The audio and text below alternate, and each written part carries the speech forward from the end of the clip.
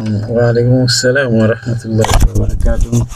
Habari za wiki bila shaka. Alhamdulillah, tunamshukuru Allah ametuwafikisha.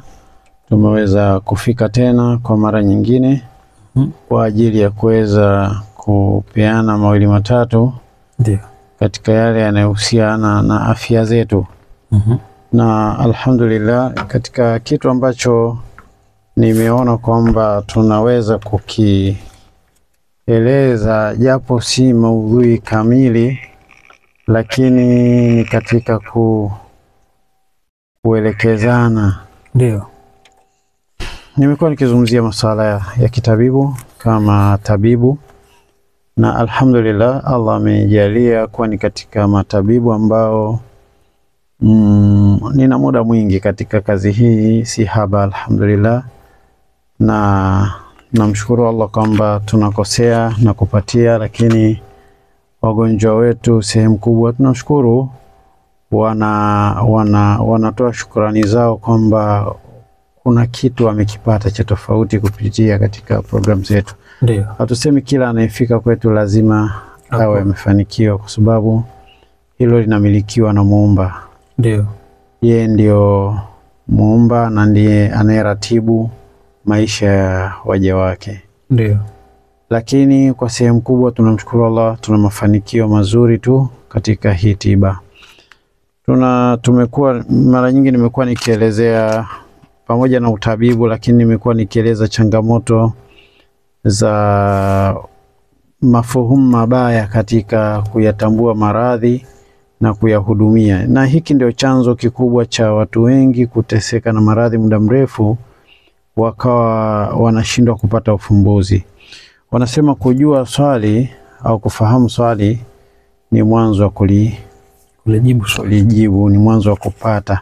Kwa hiyo inawezekana kwamba tunapojua tatizo ni nini, hata kama hatujafanikiwa kulitatua, lakini angalau tunakuwa sasa na fikra ya kutafuta namna ya kutatua, kwa sababu tayari tumejua chanzo ni nini. Lakini kabla hujajua chanzo ni nini, kwa kweli inakuwa ni kitendawili kuweza kutatua. Kuna mambo ambayo nimekuwa nikirejea kuyasema mara kwa mara. Najua kwa watu ambao pengine inaweza ikawa kwao halipendezi, watakuwa hawapendi niseme hivi, lakini kwa sababu ni kwa maslahi yetu sote, yani maslahi ya mgonjwa na maslahi ya fani. Ndio. Maslahi ya mgonjwa na fani, yani fani ya utabibu, kwamba tumekuwa na zile shortcut za uchawi majini. Ni shortcut ambazo zimekuwa zikisababisha watu wengi kuendelea kuwa na kuteseka na maradhi yao bila kupata ufumbuzi kwa muda mrefu. Ndio. Na mashetani pia wamekuwa wakipamba, yani wanajaribu kusherehesha na wao ili ionekane ile athari kweli jini, kweli uchawi, kwa mtu anabaki katika dhana hiyo kwa muda wote, wakati tatizo linaendelea kumla, linaendelea kumtesa. Majini wapo na wanafanya vituko vyao, uchawi upo na unafanywa na unayo matokeo yake. Na ndio maana pia wakati mwingine tunaweza tukasoma dua tukamwombea mtu, wakati mwingine kwa sababu inaonekana hapa panastahiki hivyo. Ingawa sisi hatulifanyi kama ni tiba, yani moja kwa moja tukasema sasa tiba yetu watu wakija hapa kazi yetu ni kuwaombea au kuwasomea dua, hapana. Lakini wale wanaofanya hivyo hatusemi kama wanakosea, wako sawa sawa wanafanya. Lakini tunazungumzia ni kwamba ile dhana kwamba kila mgonjwa anapokuja anakuwa na sifa hiyo kwamba ni jini, ni uchawi, ni jini, ni uchawi. Hatari yake ni kwamba wakati mwingine mtu anaweza kuwa na tatizo ambalo kama lingeweza kushughulikiwa mapema lingeweza kupata ufumbuzi, lakini kwa sababu ya ile concept kwamba huyu ni jini, ni uchawi, alafu mtu akawa amezama katika hilo, akaacha kabisa kushughulikia uhalisia wa tatizo, inakwenda wakati mwingine inasababisha kukua kwa tatizo na kuleta madhara makubwa ambayo yanaweza yakagharimu kiwiliwili cha mhusika na pengine wakati mwingine hata uhai. Qadara Allahu mashallah faala, ndo tunavyotakiwa kusema kwamba Allah amekadiria jambo na alilotaka ndio alilofanya. Lakini sisi juhudi za kibinadamu tumetakiwa tufanye, kwa sababu Allah ndo ametupa akili ili tuzitumie akili zetu, na kama tukizitumia sawa sawa, basi Allah kupitia yale matumizi yetu sawa sawa ya akili zetu atapitisha kadari yake ndani yake, au atapitisha mafanikio yetu kupitia ile juhudi. Man jahada fina lanahdiyannahum subulana, kwamba wale ambao watajitahidi kwa ajili yetu kupitia njia zetu tutawaongoza. Kwa hiyo hata hizi tiba ukijitahidi katika njia zile ambazo Allah amejalia iwe ndio elimu yake, basi Allah kupitia njia hizo Allah atatoa mafanikio. Na utaona hata pepo watakaofanikiwa kwa urahisi kwenda peponi ni wale wanaotafuta elimu. Man salaka tariqan, atakayeshika njia kufanya nini? Kutafuta elimu katika njia hiyo, basi Allah ayassarahu Allahu tariqan ila janna, kwamba Allah atamrahisishia njia ya kwenda peponi. Kwa nini isingekaa tu mtu akawa naomba pepo mpaka njia, ili kurahisishiwa kwenda peponi kuambatane na elimu? Kwa sababu ndani ya elimu ndipo kuna nuru ya mafanikio kwa jambo lolote. Ikiwa nataka kupata elimu ya kwenda peponi, ukitaka kwenda peponi, basi elimu ya kwenda peponi inafaa uishughulikie. Nayo ni kumjua Mola na kujua yale anayohitaji katika kufikia lengo. Na katika utabibu kadhalika ziko taaluma zake, kama ni kufundishwa na wenye kujua, wazee, wajuzi tu hivi, vitabu, teknolojia zilizopo sasa, kuingia darasani, lakini zote kwa mkusanyiko wake zinaweza kutoa kitu ambacho kitaitwa ni elimu, na kitakuwa ni sababu ya kupata yale mafanikio yanayokusudiwa kupatikana kupitia fani husika. Ndio Fani yetu ni tiba. Kwa hiyo tunatafuta mafanikio, tutayapataje? Kupitia elimu ya fani hiyo. Kwa hiyo mara nyingi hila za mashaitani zinatuchanganya. Mashaitani wanachanganya, wakati mwingine anaweza akaja na kishindo kikubwa. Kuna wakati anajia kwambia mmetoka Maka mimi. Mimi nimetoka Maka mimi. Maka sasa kama umetoka Maka, mimi ndio nafanya hivi, nimekuja rasmi kwa sababu hapa kuna jini mbaya kamuingia mtu huyu. Sasa jini mbaya kamuingia huyu mtu, alafu wewe umetoka Maka kuja kufanyaje? Kuja kumsaidia. Kwa nini usimsaidie kabla hajaja hapa? Kama ukweli ni msaidizi wa kuweza kusaidia, kwa nini usubiri mpaka nimekuja hapa nataka sasa kumhudumia? Wewe msaidizi mwenyewe ndio na wewe utoke huko Maka kuja kumtoa. Kwa nini isingekuwa huko tu kamuonea huruma kamsaidia kutoa? Na hii ni kuonyesha kwamba ni katika hila tu, hakuna cha kutoka Maka wala kutoka Palestina. Huyu ni shetani kama mashetani wengine. Na utaona kwamba kuna hoja zinaweza zikaja wazi, ziko wazi tu. Mtu anaweza kuambia mimi bwana ni rohani wake, mimi ndio natengeneza mambo yake, lakini sasa kuna majini wabaya humu ambao wanaharibu.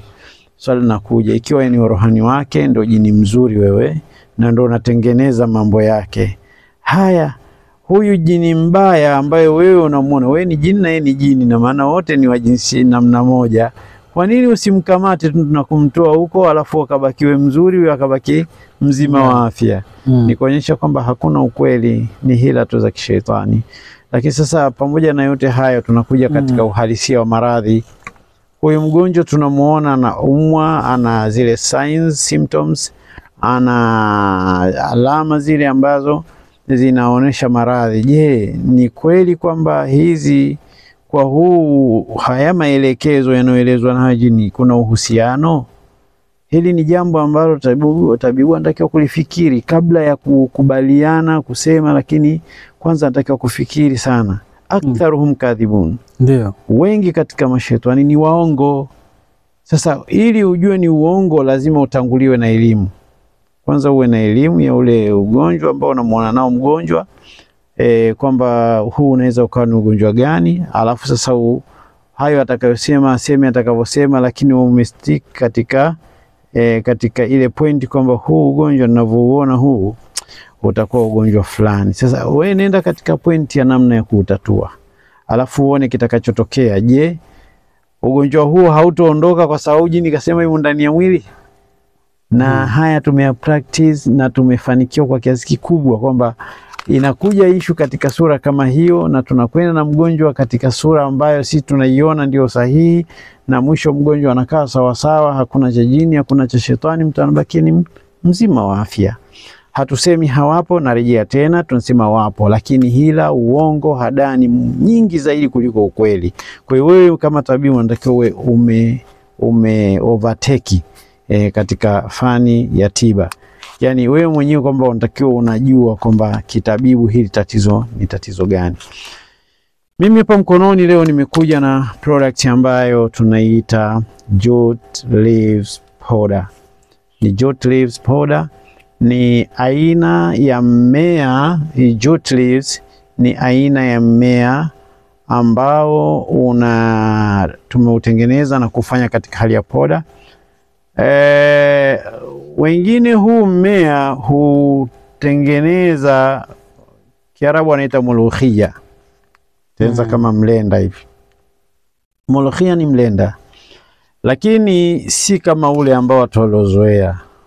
Huu ni mmea tu umepewa jina hilo, lakini sio kwamba wenyewe ni mlenda, kwamba mtu anaweza akachukua akapika kama anavyopika mlenda. Ule mlenda una tofauti kidogo, lakini ni mti, ni mmea, si mti, ni mmea mdogo tu ambao ndani yake una vitu vingi vyenye thamani kubwa sana. Mimi baada ya kugundua mti alhamdulillah, nimeingia katika ku practice na nikaona alhamdulillah matokeo yanaonekana ni mazuri kupita kiasi, ni mazuri mno.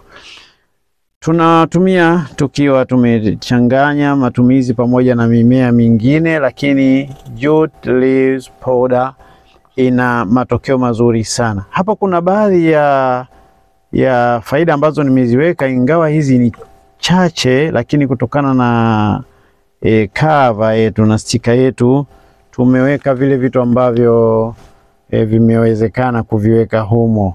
Lakini wale ambao watafuatilia katika YouTube channel yetu inaitwa Dr. Abu Awadhi Sunnah and Herbal, ndani yake wanaweza wakaiona hiyo Jute Leaves Powder.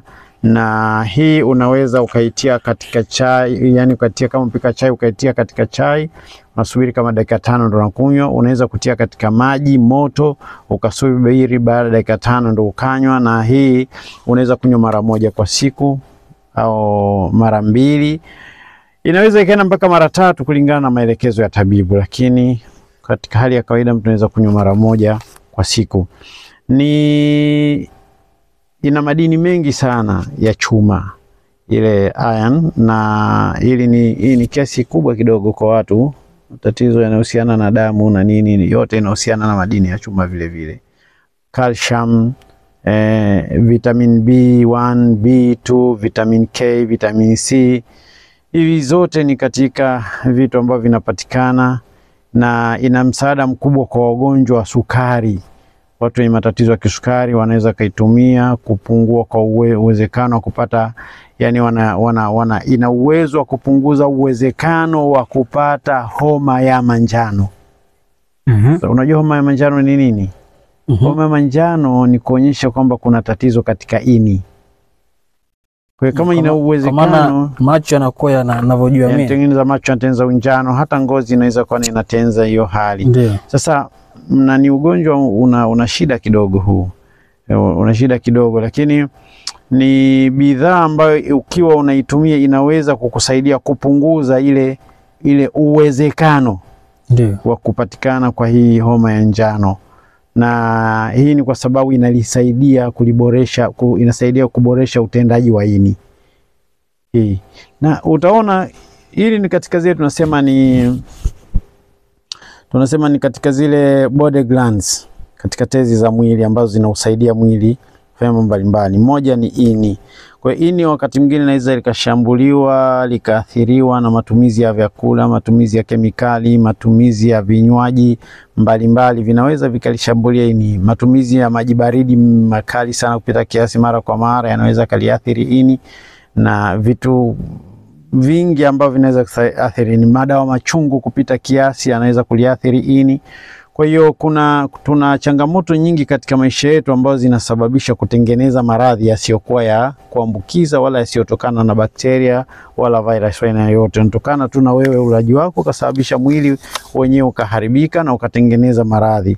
Kwa hiyo ini wakati mwingine linaathirika kutokana na matumizi ya baadhi ya vyakula na vinywaji ambavyo vinakwenda kulidhuru na kusababisha madhara yake. Na ini likiathirika, moja ya dalili ya athari za ini ni kutengeneza unjano katika macho pamoja na sehemu ya ngozi, lakini wakati mwingine inadhoofisha mwili na wakati ndio kunatengenezeka hiyo homa inaitwa homa ya manjano, yellow fever.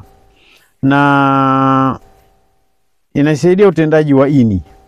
Kwa maana kwamba kwa nini inaweza kusaidia kupunguza uwezekano wa kupatikana homa ya manjano? Kwa sababu inasaidia utendaji wa ini. Mtu anapoitumia vizuri inaboresha utendaji wa ini wake, lakini inasaidia mmeng'enyaji wa chakula, kupunguza kiwango cha joto tumboni. Wakati mwingine ile joto linapozidi ndio linaleta athari za tumbo, kaleta mpaka hayo magesi na vitu vingine. Lakini inaimarisha mifupa kwa sababu ya kuwepo kwa calcium, unaona bana. Na ni vitu vingi, kuwepo kwa vitamini K. Kuwepo kwa vitamini K kupitia hii product kuna msaada wa kutengeneza ule ugandaji wa damu wakati wa jeraha. Kuna kitu kinaitwa blood clottings au blood plates. Sawa yeah. Yani blood plate au blood clot ni kitu gani? Ni kwamba unapopata jeraha wewe au kidonda au umejikata, damu inachirizika. Sasa damu ikichirizika, unajaribu kuzuia isiendelee kuchirizika. Sababu unaona ni athari damu kuendelea kuchirizika, inaweza ikaenda mwisho ikapungua mwilini. Na ili ifanyike hilo jambo, utatafuta vitu vya kuzuia. Wakati unatafuta vitu vya kuzuia, mwili wenyewe ulivyo, ile damu inavotoka kunatengenezeka plate. Kunatengenezeka kama layer fulani hivi. Kinakwenda kinaizuia ile damu isiendelee kuchirizika. Sasa kile kinachozuia damu isichirizike sio kwamba kinatoka from nowhere. Kile kinatokana na damu yenyewe, kwamba kuna kitu kinaitwa blood clots au blood plates, ambayo hiyo ndio inayojiform na kutengeneza lile gamba. Sasa watu ambao wameathirika kwa kukosa uwezekano wa kupatikana, kwa maana kwamba ana mapungufu ya vitamin K, ina maana kwamba ni ngumu kutengenezeka blood plate au blood clots. Kwa hiyo hii inasababisha mtu akianza kutoka damu, basi itakuwa inatoka tu. Ndio. Wanaona kwamba haiwi na kizuizi. Unaziba, inatoka na hiyo. Kwa hiyo inakuwa ni changamoto kubwa kama mtu akiwa na kesi hizo. Na baadhi ya watu wanakuwa na hizo kesi, hata watu wa sickle cell wakati mwingine wanakuwa na hiyo kesi. Damu inatoka mpaka inabidi tena mpaka kaongezewe. Vitu kama hivi vinatokea. Kwa hiyo hii ina vitamin K ambayo ni msaada pia kwa ajili ya kutengeneza hiyo blood clots au blood plates. Pia inasaidia kutibu arthritis, mambo ya mifupa hayo. Masuala kama homa, maradhi ya baridi, matatizo, mfano mtu ana tatizo la kuhara au vidonda vya tumbo, gonorrhea. Unajua gonorrhea? Inatengenezwa na kuna viumbe wanaitwa gonococcus, ambao hao ndio wanatengeneza ile gonjwa la gonorrhea. Gonjwa hili linapatikana sana kupitia katika sexual intercourse, katika masuala ya kujamiana. Na hii inasaidia katika kutibu tatizo hilo pia. Inasaidia pia kushusha pressure, shinikizo la juu la damu, na matatizo ya mishipa ambayo naita ni cardiovascular problems. Cardiovascular problems. Sio mishipa ukasikia mishipa kadhani mishipa, wake neno hili mishipa watu wanalitafsiri kwa namna tofauti tofauti kulingana na miji. Tunakusudia cardiovascular problem ambayo ni mishipa ile ya fahamu, kama mishipa ya fahamu, na hii inasaidia kwa ajili ya kurekebisha hii mishipa ya fahamu, na pia inasaidia tatizo la pumu, tatizo la kansa, maji. Unaweza ikasaidia baadhi ya watu wenye kesi za kansa, sio kila kansa, lakini kwa sehemu kubwa inasaidia, kwa sababu tatizo la kansa ni tatizo la cells. Kwa hiyo inasaidia cells kuweza kuondosha ile mvurugiko ambao umesababisha kutengeneza kansa. Ingawa hatuwezi kusema ushakuwa tayari umeshaathirika moja kwa moja itakutibu, ila tunasema inaweza kukusaidia, kwa maana kwamba kupunguza ule uzito wa tatizo. Hii product kuna maelezo ambayo sijaandika huko, lakini pia yamo. Ndio. Masala ya uzazi. Ndio. Mmea huu ni mzuri kwa masala ya uzazi. Masala ya uzazi kwa ujumla wake. Katika masala ya uzazi kwa ujumla wake, kutokana na zile contents vile vitu ambavyo vimebebwa na huu mmea, zinasaidia kwa kiasi kikubwa kwa ajili ya kurutubisha baadhi ya vitendea kazi vinazosaidia mfumo wa uzazi, ikiwemo kwa upande wa sperms na upande wa ovar upande wa kike. Sperm kwa wanaume au ovar kwa kike inasaidia kuboresha ile mifumo, zile tezi ambazo zinasaidia uzalishaji, kwa maana kwamba zile wanaita mifumo ya uzazi, ile mifumo ya uzazi ambayo inayotakiwa ifanye kazi na kuweza kutengeneza mfano sperms, kutengeneza ovar. Hii ina uwezo kwa kiasi kikubwa kuweza kusaidia hiyo mifumo, kwa maana kwamba hata ndio maana kasema kwa ujumla wake, kwa sababu si uzazi tu, mpaka kwa mama wajawazito wanasema ni nzuri, lakini kwa mama mjamzito anatakiwa tumia angalau mara moja kwa siku. Anaweza kutumia kumsaidia sana, kwa sababu ya zile nutrients inaweza kumsaidia kuondosha shida na dhiki anayopata pengine kipindi kile cha ujauzito, lakini kuiboresha afya yake. Na ina vitu vingi sana. Mimi nimetamani kuigusa kiasi hii product, kuielezea jute leaves powder. Tumesema ni powder kwa sababu katika hali ya powder. Na katika hii cover ya hii package tumeweka huo mmea uko pale juu. Utaona umechora, tumeweka picha yake pale, unaweza ukauona. Kwa wale wanaweza kuchambua kautafuta huko mpaka wakaujua, wanaweza kaangalia katika hii packet na wataweza kuuona. Lakini kama hukujaliwa kuweza kujua kwa njia ya picha, ndio hujijaliwa tena. Lakini hakuna njia nyingine, na sisi tunazungumza kwenye redio, hatuzungumzi kwenye TV. Kwa hiyo tutafika kwa lakini ni mmea ambao faida. Sisi kama matabibu au mimi kama tabibu, baada ya kujua huu mmea, nimeona katika ile menu yangu ya product au bidhaa ambazo zitanisaidia sana katika kuboresha kutengeneza afya za watu, mmea huu na msaada mkubwa mno. Hatutegemei peke yake kama ndio tayari tushabeba kila kitu. Hii sio wale wa kusema dawa moja inatibu maradhi 100, hapana. Ni kwamba huu utatusaidia kwa sababu ule uwezo wake wa kuboresha kuboresha mwili, kuboresha vitendea kazi vya mwili, kuboresha hormones, kuboresha zile tezi za mwili, body glands, kuboresha mifumo ya mwili.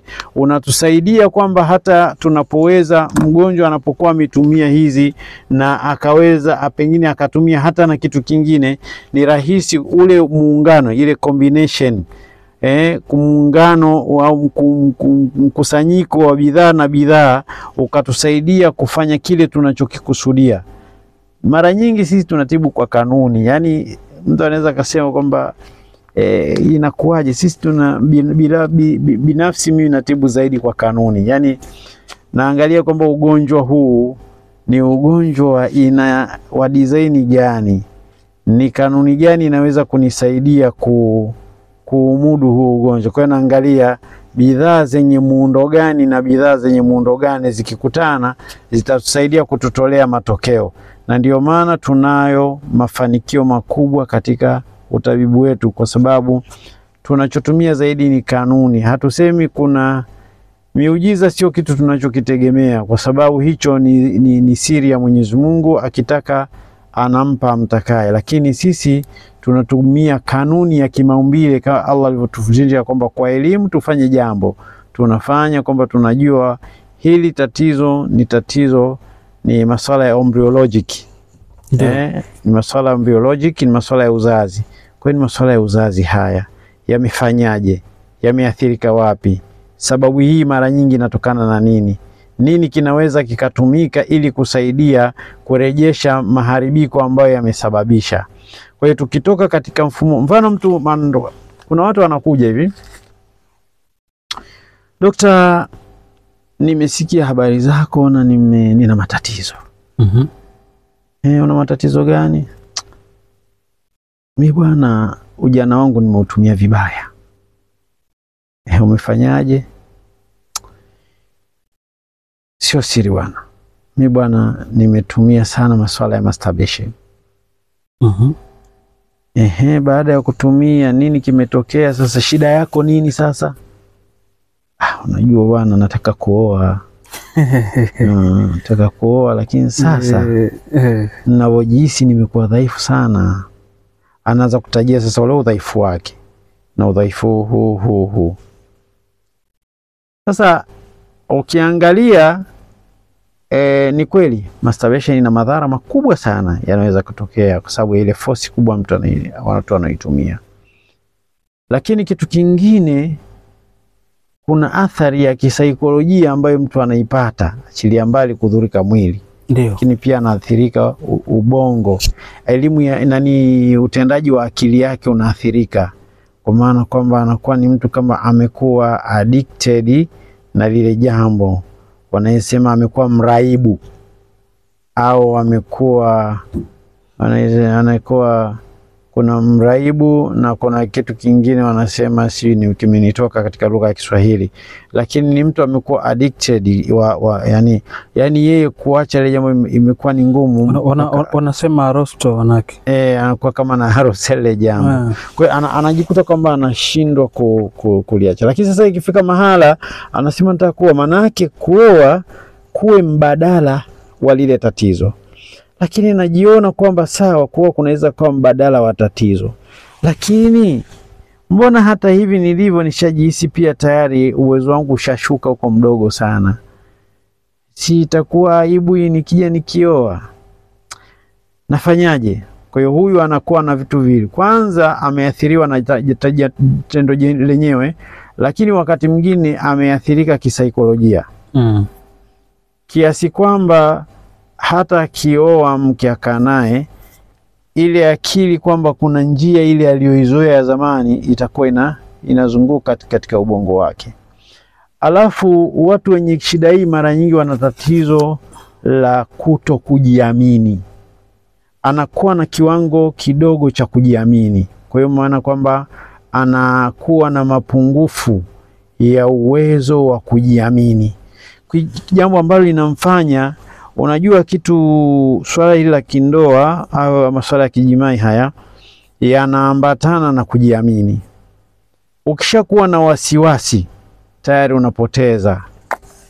Ikiingia wasiwasi katikati ya jambo lile tayari unapoteza, si nitaweza, tayari unakuta kwamba na mwili unasema huwezi. Unashuka.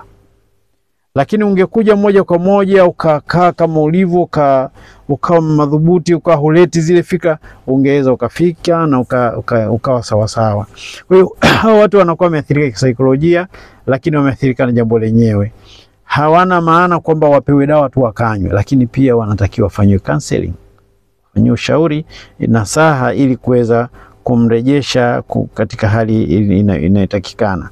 Lakini pamoja nayo, wakati mwingine anaweza akajidhania kwamba lile limemshusha sana, lakini ukimchunguza utakuta kwamba katika njia yake ile amezalisha maradhi mengine, au kuna maradhi mengine yamejengeka ndani ya mwili wake ambayo sasa yamesababisha hiyo weakness itengenezeke. Kwa hiyo hutomtibu kwa maana kwamba mfumo ule tu wa kwamba amekuwa dhaifu katika jambo hili la kindoa, lakini utakiwa uangalie, je, na hiki kilichozalika ambacho pia kwa maelezo yake na mahojiano yangu pamoja mimi na yeye nimegundua kwamba huyu pia limezalika tatizo fulani, kuna maradhi fulani yamezalika kwenye mwili wake ambayo yakiungana yanamfanya ajihisi hivyo alivyo. Namsaidiaje sasa? Kwa hiyo ili inakuwa sasa ni kazi ya tabibu kujua na inafanyaje. Ndio maana akasema sisi tunaweza kukwambia mfano hii bidhaa mashallah jute leaves powder, hatuitegemei 100% kama ndio dawa tayari tushamaliza. Hii inatusaidia kuboresha mfumo wa kitabibu, kwa maana kwamba kama kuna vitu nilikuwa nikitoa vinasababisha kuleta mafanikio fulani, sasa naona nimepata msaidizi mwingine ambaye nikimuunga na ile menyu yangu ile ndio nikitumia, nitatoa kitu chenye thamani kubwa zaidi, nitakuwa na mafanikio makubwa zaidi kwa sababu ya ubora wa kile kinachopatikana katika hii jute leaves powder. Ni rafiki sana, sio chungu, haina karaha, inanywa kama chai, unaweza ukatia kwenye supu, unaweza kutia kwenye juisi. Kwenye juisi utii, maana kwanza inataka vitu vya moto. Kwa hiyo inataka kwenye chai moto au kwenye maji moto unaweza ukatia. Unaiacha pale dakika zako 5 unakunywa. Nzuri kabisa, haina shida. Lakini utakapokuwa unaitumia hivi utahisi vitu fulani, utahisi vitu kama wanaume, unahisi kabisa kwamba kuna kitu kinafanyika ndani ya mwili wangu. Wanaume unahisi kabisa kuna kitu ndani ya mwili wangu kinafanyika, na baada ya muda utahisi kuna viji pressure fulani kama vinaongezeka kwenye mwili wako, ambao vinasaidia kupressurize mwili ili uweze kufanya kazi sawa sawa.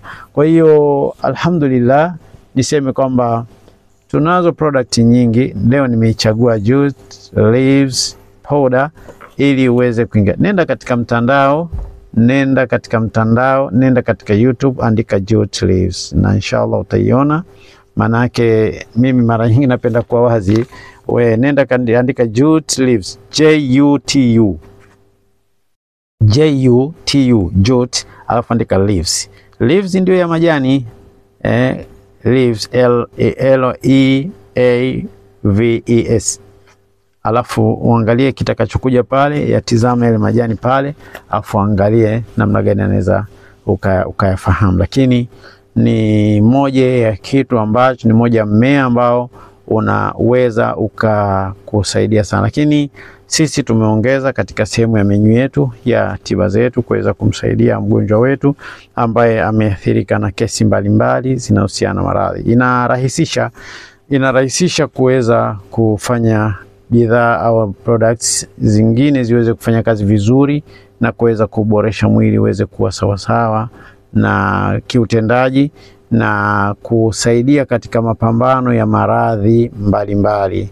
Ina maana hata kama kwa sababu pia haikuandikwa mule, lakini inasaidia pia katika kuboost zile body immunity ambayo ni zile kinga za mwili, inasaidia kuziboost ziweze kufunction sasa. Kwa hiyo na kama utaona hata japo sijazitaja au hazikuandikwa, lakini utaona pale juu kuwepo kwa hizi vitamin B1, B2, K, C na nini, utaona kuna madini ya chuma pale, iron, na kuna nini kuna calcium. Hizi ukiziangalia kama zilivyo utakubaliana na mimi ninachosema kwamba ina uwezo pia kuboost zile body immunity, kwa maana kwamba baadhi ya madini na virutubisho vilivyomo ndani yake vinaweza kufanya hiyo kazi.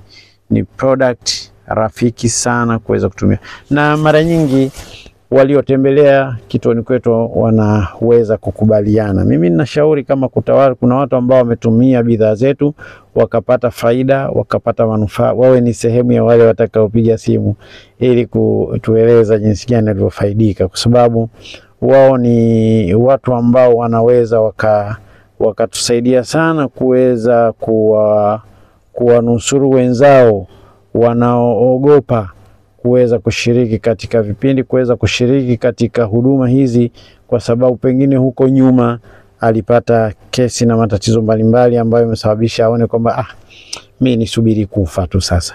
Maana hata tena huko kuhangaika na matabibu tena tiba nini, mimi basi tena. Maana shakata tamaa. Shakata tamaa. Kwa hiyo akipata mwenzake anakuambia mimi nilikuwa 1 2 3 na nikapata mafanikio 1 2 3, inamsababisha aone kumbe basi hata mimi inawezekana. Ninao watu wengi pale kituoni ambao wanakuja na sasa mimi hata sijawahi kusikia, lakini nimepewa tu namba na mtu ambaye amewahi kutumia huduma huko kaniambia nije.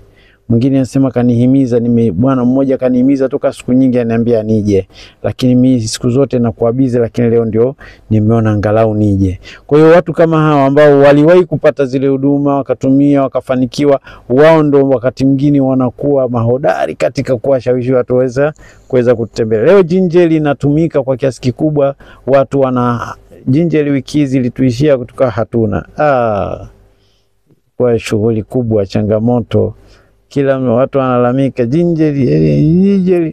Alhamdulillah tumeona kwamba ni kiasi gani, maana na sisi inatusaidia kuona ni kiasi gani ina thamani kwa watu, kwa maana pale inapokosekana unaona jinsi gani watu wanapata ile mtu anapapatika, nitaipataje, itakuwaje.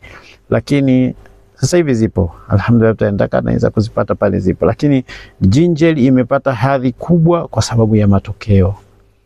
Ginger watu kuna watu hawajasikia hata kwenye redio. Kuna watu ambao hawamjui hata Abu Awadhi, lakini wanaijua ginger na wanaitumia ginger na hawaikosi ginger. Wataitafuta ginger kwa mahali ilipo kwa sababu ya matokeo. Ukifanya kitu kizuri kinajitangaza chenyewe, kati utaona tu kila huyu anaitia huko anaitia huko. Lakini kitu unaweza kutenza kitu ikawa aliyetumia mwanzo ndio huyo haji wa pili wake. Yaani aliyetumia ndio katumia na hawezi kumwambia mwingine na yeye atumie. Kwa sababu gani? Kwa sababu yeye mwenyewe hakikumfaa. Kwa hiyo hawezi kumwambia na mwingine atumie. Ingawa inaweza katokea mwingine akatumia kisimfai, lakini wengine kikawafaa. Kwa hiyo hii nayo inatokea kwa sababu hatufanani miili yetu, na pia zile changamoto, inawezekana changamoto uliotumia haiendani na product ulioitumia. Lakini nasema kwamba ile masi ya watu, ule wingi wa watu unatuonesha kwamba alhamdulillah hatua tunazokwenda nazo zinatupa matumaini makubwa mno. Sijui, labda tuwape nafasi ndugu zetu ambao wako mbele ya redio zao wanasikiliza, nao watuambie wanasema nini juu ya huduma zinazotokana na AICP, Abu Awadhi Islamic Culture and Propagation. Nini wanakiona katika mafaida ambacho wanaona kwamba pengine kingeleta faida kwa wengine pia. Tunajua kwamba unaweza ukakosea, unaweza ukawa na upungufu, lakini tuangalie zile faida. Ni faida gani ambazo mtu kaziona na anaona faida zile akipata mwenzake zinaweza zikawa zimemuokoa, zimemsaidia, zimempa nguvu. Hebu tuwape nafasi watu ambao wanasikiliza hiki kipindi, nao wanaweza wakatuambia kitu. Haijalishi una majini mangapi, sijui umesharogwa na watu wangapi, wewe sijui uko umeingizwa sijui kwenye umeingizwa kwenye uchawi, sijui, haijalishi. Wewe hudhuria, shikamana nasi tu tuone kama safari yetu itafika au haifiki. Tushikamane pamoja. Usijali kwamba wewe umeshaambiwa wewe pengine ndio huponi tena. Wewe njoo tuzungumze, tuangalie itakuwaje. Allah ndo anayejua kama unapoa tena hupoi tena, lakini tufanye juhudi katika utaratibu ambao sisi tunauona ni sahihi zaidi inshallah. Naam, dakika ni 9 mara baada ya kutimu kwa saa 4 kamili kwa saa za Afrika ya Mashariki. Studio tunaye Dr. Abu Awadhi, tunaye mubashara hapa, na leo tulikuwa tunagusia kuhusiana na masuala mazima ya jute leaves, na kuna mengi ambayo ameelezea, na hata wewe msikilizaji, kama ni msikilizaji ambaye ulianza mwanzo mpaka kufikia sasa, basi kuna mengi ambayo umefaidika nayo. Na moja kwa moja Dr. Abu Awadhi aliuliza swali hapa, kupitia faida kupitia tiba zake, kuna faida gani ambayo au ambazo umeziona kutoka kwake, au kuna vitu gani ambavyo kwamba umeviona mabadiliko yote